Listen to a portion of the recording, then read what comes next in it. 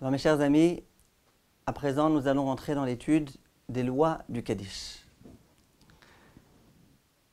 Il y a un Kaddish qui est réservé aux personnes qui sont endeuillées, qui ont perdu leur père ou leur mère. Ce Kaddish-là, on l'appelle le Kaddish Yatom, le Kaddish des endeuillés. Il se trouve à la fin de la prière, on récite à ce moment-là ce Kaddish. La question qui se pose, s'il y a dans le Beth Knesset plusieurs personnes qui sont en deuil, comment on fait pour réciter le Kaddish? La coutume séfarade de tout temps a été que toutes les personnes endeuillées récitent ensemble le Kaddish. On essaye d'être en harmonie, que tout le monde dise au même moment Id Gadal, Vit Kadash, Shemei Rabba, pour pas qu'il y en ait un qui soit en train de dire Id Gadal et que l'autre soit déjà arrivé à Shemei Rabba. Donc on essaye vraiment de se tenir l'un côté de l'autre et de réciter le Kaddish ensemble. Le Rama, le Rav des Ashkenazim, rapporte plusieurs coutumes.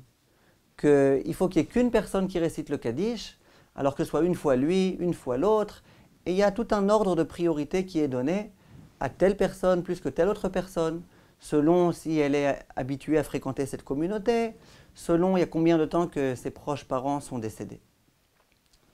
Le problème qui s'est posé avec cette coutume, c'est que souvent, il y a énormément de disputes. Pourquoi c'est toi qui fais Kaddish, c'est à mon tour, et il y en a qui commençaient vraiment à se disputer. Quelquefois, ça en arrivait même à des coups. C'est la raison pour laquelle il y a pas mal de décisionnaires, même ashkénazes, comme le Sheilat Yahabetz par exemple. Le Yahabetz écrit que la coutume séfarade, elle est meilleure. Pourquoi elle est meilleure? Parce qu'on est plusieurs à réciter le Kaddish ensemble, il n'y a pas de dispute et il n'y a pas de problème.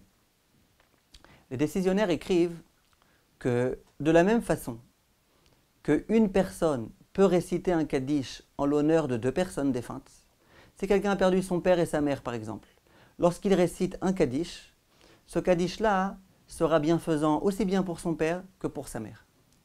Donc les décisionnaires disent que si une personne peut réciter un Kaddish pour deux personnes, c'est logique de dire qu'il peut y avoir deux personnes qui réciteront un Kaddish pour deux personnes. C'est la raison pour laquelle la coutume séfarade de tout temps, jusqu'au jour d'aujourd'hui, c'est que tous les endeuillés peuvent ensemble réciter le Kaddish. Et il y a beaucoup de décisionnaires ashkénazes, tels que le Tzitz Eliezer et d'autres, qui disent que même pour les ashkénazim, la coutume à adopter, c'est que tous les endeuillés récitent le Kaddish ensemble. Et dans les communautés ashkénazes, au jour d'aujourd'hui, c'est la coutume qui est le plus répandue. En dehors de ça, il y a des décisionnaires qui disent qu'au contraire, c'est encore mieux. Plus on est à réciter le Kaddish, plus c'est une mitzvah qui est faite en tzibour, et mieux c'est. Donc, telle est la coutume, on fait le Kaddish ensemble. Lorsque les parents sont décédés, on doit réciter le Kaddish pendant toute une année. Un an, depuis le jour de l'enterrement, on récite le Kaddish.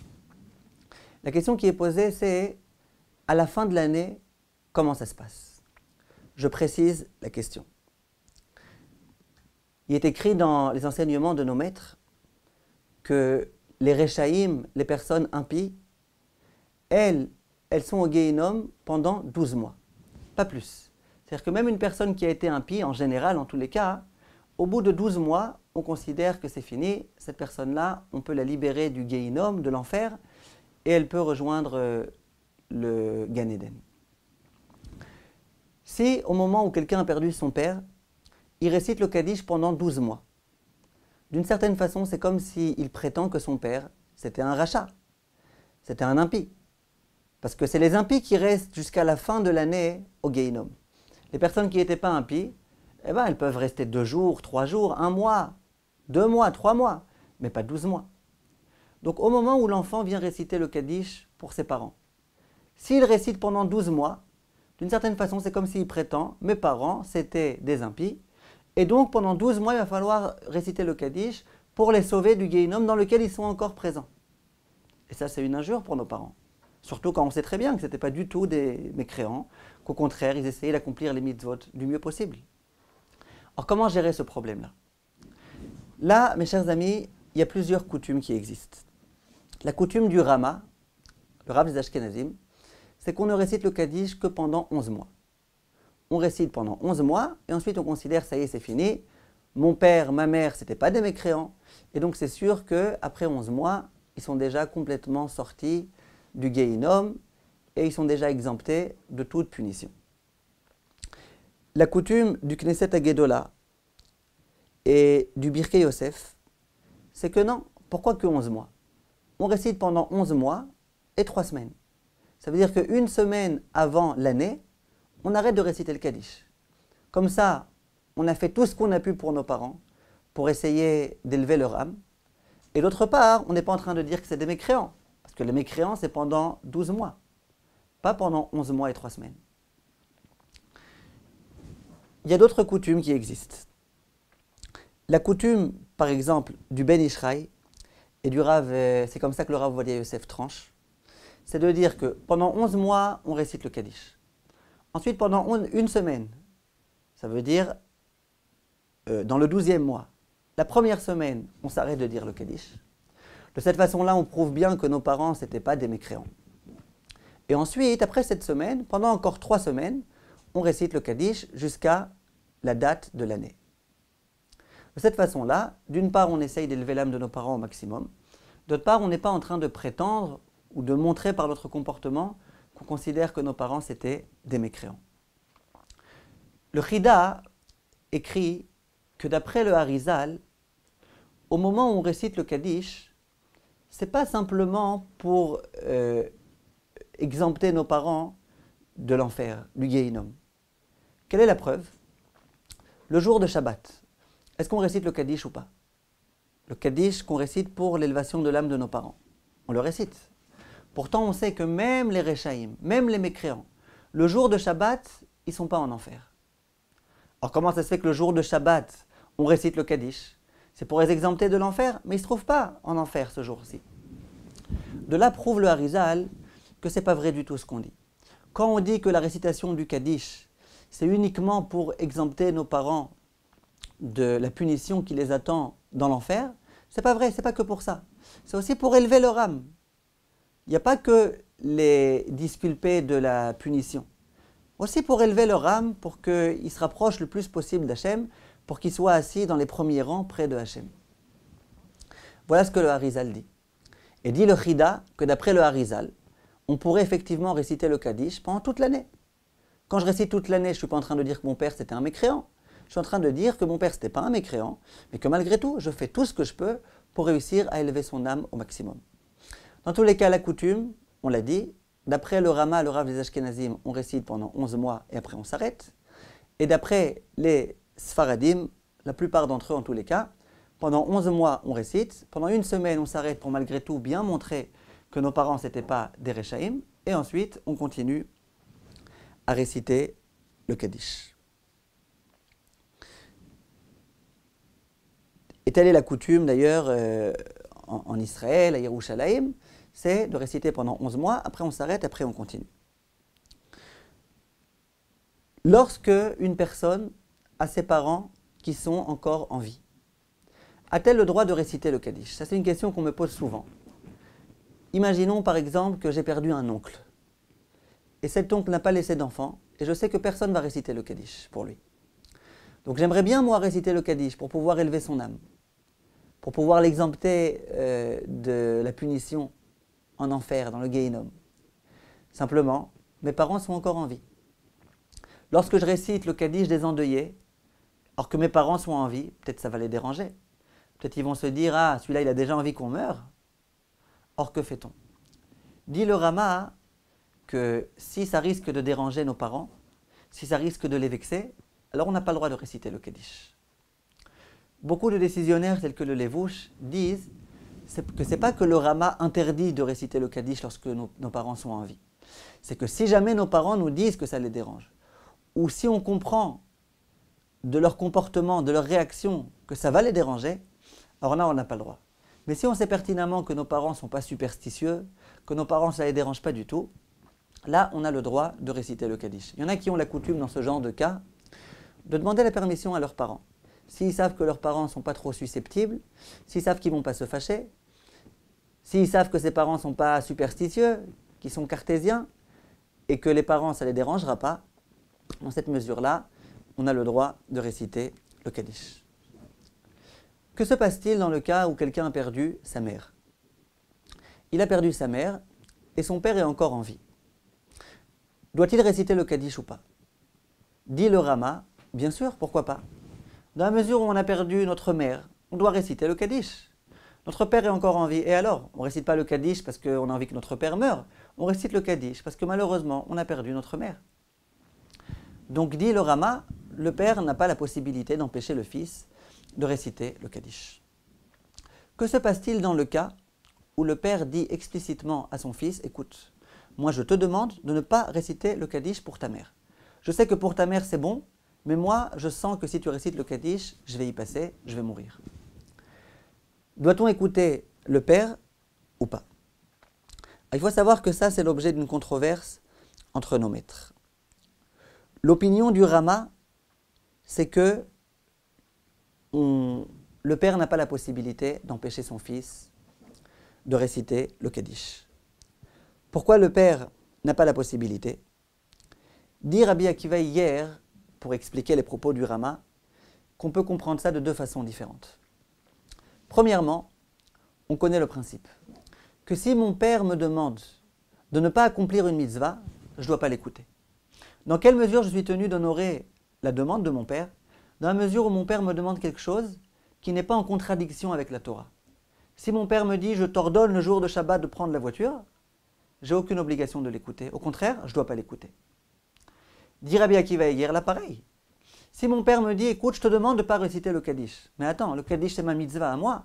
Maintenant j'ai une mitzvah de réciter le Kaddish lorsque ma mère est décédée. Donc laisse-moi réciter. Et si tu veux m'empêcher d'accomplir une mitzvah, je ne dois pas t'écouter. En dehors de ça, dit Rabbi Akiva hier, on a un autre principe. C'est que l'honneur qu'on doit au père est supérieur à l'honneur qu'on doit à la mère. Ça veut dire, si mon père et ma mère sont tous les deux en vie, que mon père me dit « écoute mon fils, je te demande, je t'ordonne de me préparer maintenant un café ». Et que ma mère au même moment me dit « mon fils, je t'ordonne tout de suite, à la seconde, de me préparer un moi à café. Ne prépare pas à ton père, prépare-moi à moi ». Est-ce que je dois écouter mon père ou est-ce que je dois écouter ma mère? Lorsque les deux sont en vie, lorsqu'ils sont encore mariés, dit la halakha, je dois honorer tout d'abord mon père. Et la raison, c'est que moi je suis tenu par l'honneur de mon père comme par l'honneur de ma mère, mais ma mère elle aussi est tenue d'honorer mon père. La femme est tenue d'honorer son mari, plus que le mari sa femme. C'est l'objet d'un cours à part, mais en tous les cas, la halakha est donc que je dois écouter mon père plus que ma mère, dans ce cas précis. Là, a priori, on pourrait dire alors, puisque mon père me demande de ne pas honorer ma mère, de ne pas réciter le Kaddish pour ma mère, je dois écouter mon père. Dit Rabbi Akiva hier, non, pas du tout. Ça, c'est vrai lorsque mes deux parents sont en vie, lorsque mes deux parents sont mariés. Donc, ma mère a une obligation d'honorer mon père, moi j'ai une obligation d'honorer aussi bien mon père que ma mère, donc là je devrais honorer mon père d'abord, vu que aussi bien moi que ma mère, nous sommes tenus d'honorer mon père. Si jamais les parents sont divorcés, et donc que ma mère n'a plus aucune obligation d'honorer mon père, là moi non plus, je ne suis pas obligé d'honorer mon père avant ma mère. Dit Rabbi Akiva hier, lorsque la femme est décédée, elle est déjà plus mariée avec mon père, avec son mari. Le fait qu'elle soit décédée, ça fait que ça y est, elle n'est plus considérée comme étant mariée. Donc elle n'a plus l'obligation d'honorer son mari. Dès lors, je ne suis pas tenu d'écouter mon père plus que d'écouter ma mère. La raison pour laquelle je devais écouter mon père plus que ma mère, c'est parce que ma mère, elle aussi, est tenue d'honorer mon père. Dès lors qu'elle est décédée, elle n'est plus tenue de l'honorer. C'est plus son mari. Dès lors qu'elle n'est plus obligée, moi je dois honorer aussi bien mon père que ma mère. Là, lorsque la mère est décédée, il y a donc une obligation de réciter le Kaddish pour elle. Voilà l'opinion du Rama. Certains décisionnaires, tels que le Maharar Paladji, et c'est dans ce sens-là que le Rav Ovadia Yosef va trancher, disent que non. Si jamais le père demande de façon explicite, et qu'il dit que ça le dérange vraiment qu'on récite le Kaddish, et qu'il a peur que si on récite le Kaddish, ça va vraiment être mortel pour lui. Alors là, on va essayer de le convaincre, on va essayer de lui expliquer, écoute, ça ne te dérangera pas, ça ne te fera rien de mal, ne t'inquiète pas. Si on réussit pas à le convaincre, et qu'il s'entête, et qu'il dit, je t'empêche, je t'interdis de réciter le Kaddish, on va devoir écouter notre père. À moins que le père dise ça parce qu'il a envie qu'on méprise notre mère. Si jamais le père était très fâché avec sa femme et qui dit maintenant je décrète que tu réciteras pas le Kaddish sur ta mère, là on ne doit pas l'écouter. Mais si jamais c'est pas qu'il est en train maintenant de vouloir semer la zizanie, c'est qu'il a peur. Alors là dit le Rav Ovadia Yosef, à l'encontre du Rama, que malgré tout si on n'a pas réussi à le convaincre, on doit l'écouter, il ne faut pas le fâcher. Pourquoi on ne considère pas que c'est comme si mon père m'avait demandé de transgresser le Shabbat? Parce que le réciter le Kaddish, ce n'est pas une mitzvah en tant que mitzvah. Il n'y a pas d'obligation formelle de réciter le Kaddish. C'est vrai que c'est bien, c'est vrai qu'on a beaucoup insisté sur l'urgence du Kaddish. Mais ce n'est pas comme si mon père me disait ne mets pas les téphilines. Les téphilines, c'est une mitzvah qu'on doit accomplir. Le Kaddish, c'est quelque chose d'important, mais ce n'est pas véritablement une mitzvah. Tout ça concerne le Kaddish Yatom. Le Kaddish qui est réservé aux personnes en deuil. Au moment où je récite ce Kaddish-là, mon père risque de se dire « Ah d'accord, tu as envie que je meure rapidement ». Par contre, si je veux réciter un autre Kaddish, le Kaddish par exemple qu'on récite suite à l'étude de la Torah, ça c'est pas un Kaddish qui concerne uniquement les endeuillés. N'importe quelle personne peut le réciter. Alors, il y a des décisionnaires qui disent que ce Kaddish-là, même si le père dit « Écoute, ça me dérange que tu le récites », qu'on doit le réciter. Dit le Rav Pessar Frank, parce que si on commence maintenant à écouter notre père lorsqu'il est superstitieux, et qui me dit ça dérange, n'étudie pas le traité untel parce que ça va me faire du mal, ça va me causer du malheur, ça machin, alors on peut effacer toute la Torah.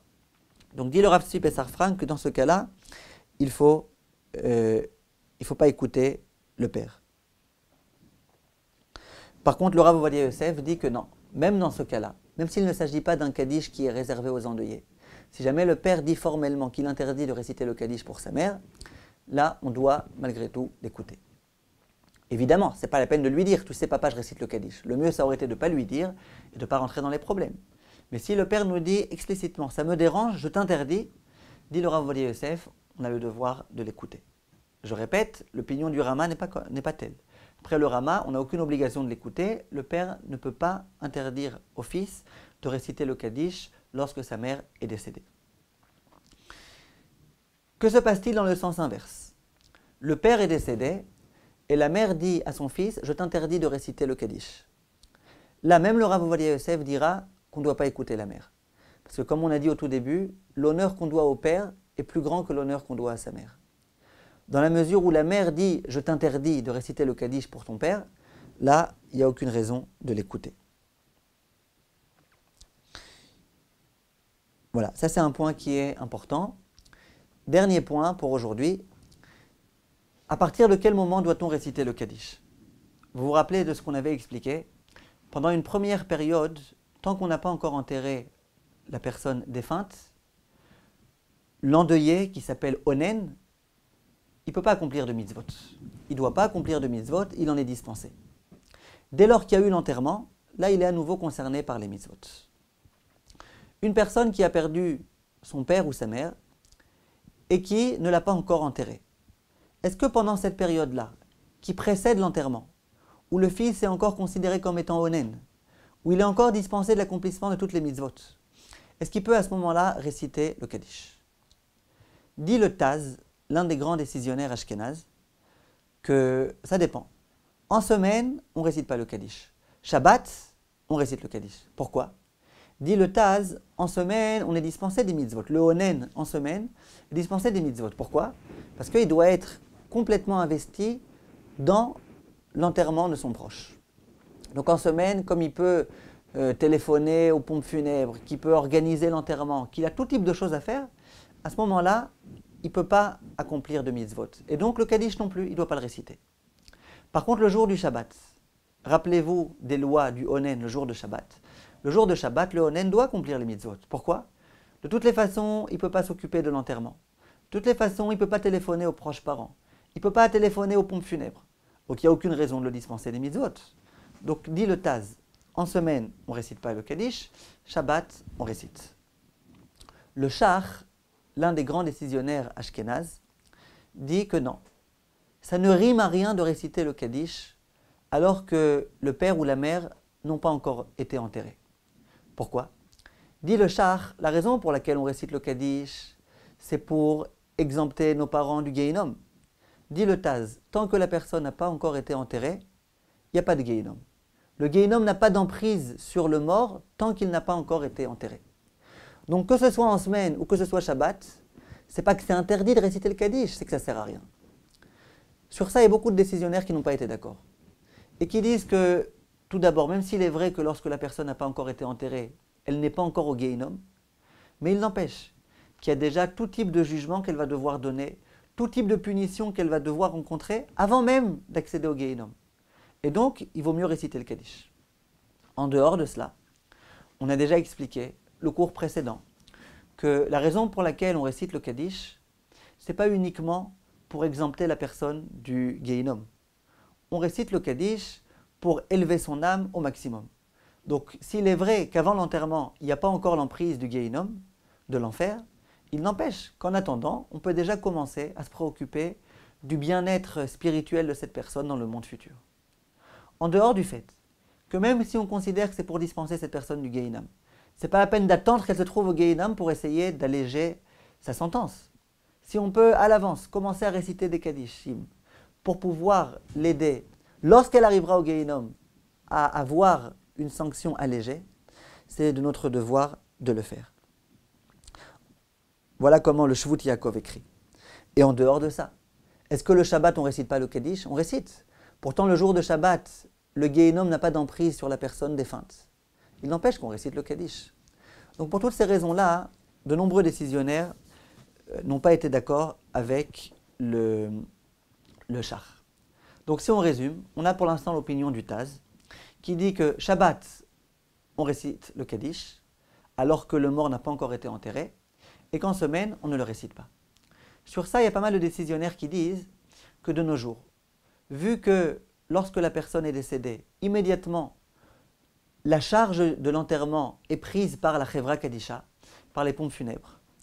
Donc, la personne qui se trouve dans la situation de Onen, le fils ou la fille, est déjà déchargée de l'enterrement, vu que l'enterrement, c'est la Chevra Kadisha qui s'en occupe. Toute la raison pour laquelle la personne qui est Onen, en semaine, ne doit pas accomplir les mitzvot, c'est parce qu'elle est préoccupée par l'enterrement du proche parent. Là, dans la mesure où l'enterrement est pris en charge par la Chevra Kadisha, donc on peut déjà réciter le Kaddish.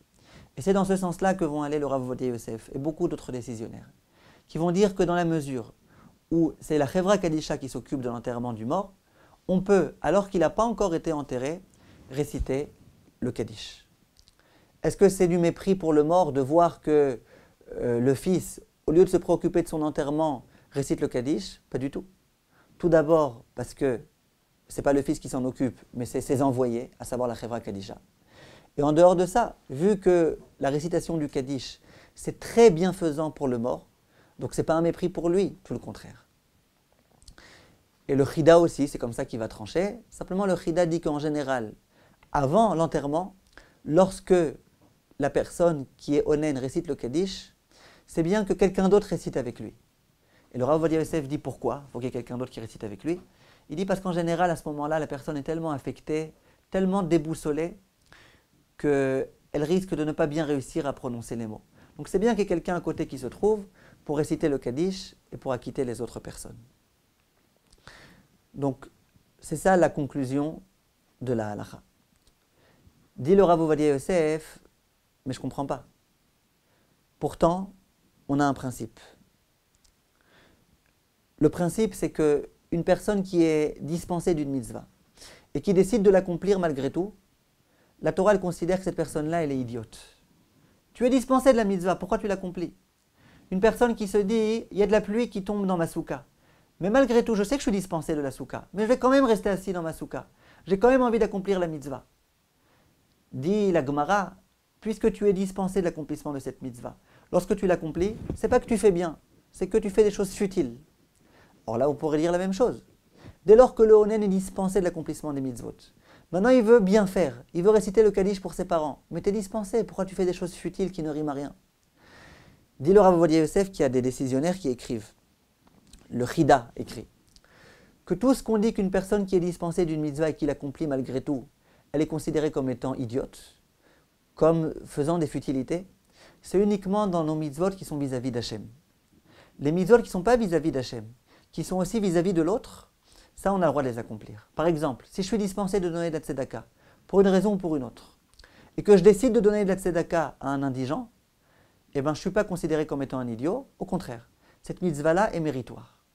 Donc là, pareil, quand je récite le Kaddish, ce n'est pas que vis-à-vis d'Hachem, c'est aussi beaucoup pour le bien de mes parents. Donc, dit le Rav Ovadia Yosef, on a tout à fait le droit de le réciter. Le Rav Ovadia Yosef pose une autre question. Il dit, alors je ne comprends pas, si vraiment on suit cette logique, on récite le Kaddish alors qu'on est encore onen, dès lors que le mort est pris en charge par la Chevra Kadisha. Tout ça pourquoi? Parce qu'on considère que le Kaddish c'est pour le bien de la personne défunte. Dit le Rav Ovadia, mais toutes les mitzvot elles sont pour le bien de la personne défunte. Lorsque le fils va mettre les téphilines, ça va aussi procurer du bienfait à son père. Et pourtant, tant qu'il n'y a pas eu l'enterrement, on ne met pas de téphilines. L'étude de la Torah, elle aussi, elle est bienfaisante pour le père ou pour la mère. Et pourtant, tant qu'il n'y a pas eu l'enterrement, on n'étudie pas la Torah. Alors pourquoi on dit que pour le Kaddish, on peut réciter le Kaddish parce que c'est pour le bien des parents? Mais tout est pour le bien des parents, toutes les mitzvot qu'on accomplira. Dit le Rav Ovadia, oui c'est vrai.